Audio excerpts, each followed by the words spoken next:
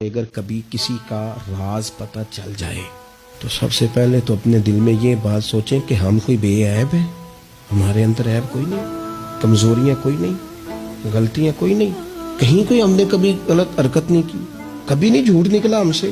بھائی معصوم تو فرشتے ہیں یا نبی ہیں؟ تو اگر کسی کا پردہ سامنے کسی وجہ سے کھل ہی گیا ہے، کسی کی کوئی بات سامنے آ ہی گئی ہے، تو اس کا کیا مطلب ہے؟ ایک ڈنڈورا پیٹنا ہے؟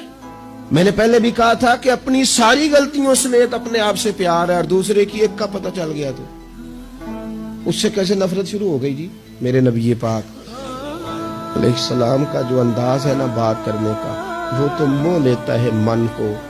ابن ماجہ کے لفظ سنیے، نبی پاک علیہ السلام نے فرمایا کسی کی برہنگی اگر کہیں سے کسی کا کپڑا ہٹ گیا ہے تو دنیا میں اسے چھپا دے، رب قیامت میں تیری پردہ پوشی کر دے گا، اللہ پردہ پوشی تیری کر دے گا۔